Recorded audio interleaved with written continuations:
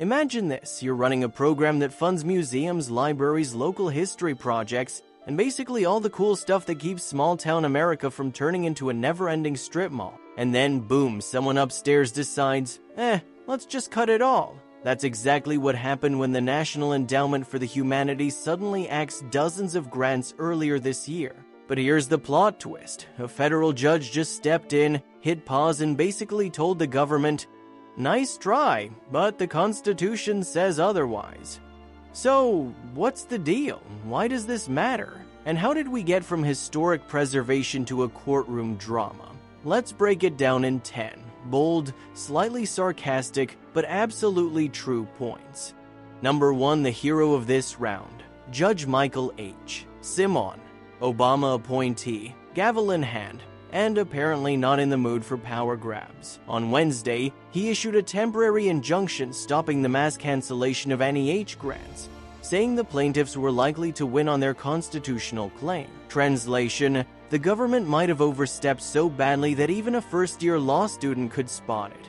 If you think that's spicy, wait until you hear point number 2. Number 2, Simon basically reminded everyone of a little thing called the separation of powers.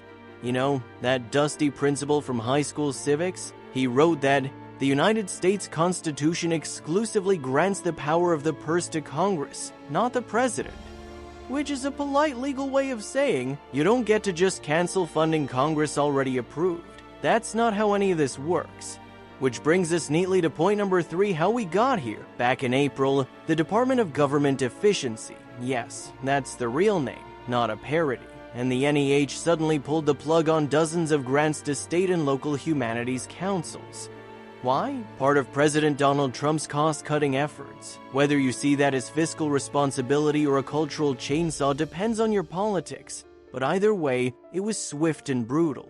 And here comes point number 4, the people fighting back. The Federation of State Humanities Councils and the Oregon Council for the Humanities weren't just going to watch decades of local programs evaporate. They sued in May, arguing that the cuts were illegal. And yes, in case you're wondering, suing the federal government is basically the Avengers assembling, except instead of capes, they bring piles of legal briefs. Now for point number 5. Adam Davis, executive director of the Oregon Council, dropped the perfect "we're in this for the long haul" quote. He called the ruling heartening and motivating and said it's just one step in a bigger effort to knit our communities and the country closer together.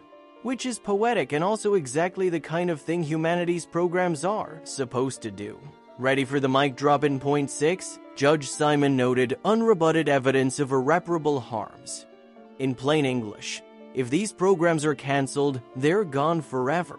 No do-over, no patch, no DLC download. History, culture, and education aren't exactly things you can whip back up on a Tuesday once they're dismantled. Point number 7 is where the government tried a classic legal move. Can we just put this ruling on hold while we figure stuff out? Simon's answer, a resounding no. He said they hadn't met the standard for a stay. That's judge speak for, you dug the hole, now stand in it. Point number 8, the language in Simon's order is basically a constitutional smackdown. He said the defendants were likely violating statutory obligations and principles of separation of powers that have existed for decades. In other words, this isn't a close call. This is you should have known better territory.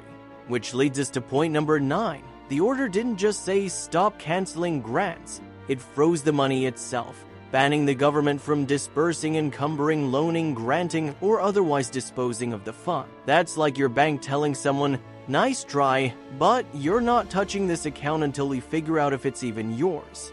And finally, point number 10, this case isn't over. The injunction is temporary, which means we're looking at months, maybe years of legal wrangling over whether the executive branch can yank funding Congress already promised. But for now, the lights stay on, the programs keep running, and a whole lot of small-town history buffs, librarians, and teachers just got a very unexpected win. So here's the takeaway. This wasn't just about some dusty old grants. This was about whether one branch of government can steamroll another when no one's looking.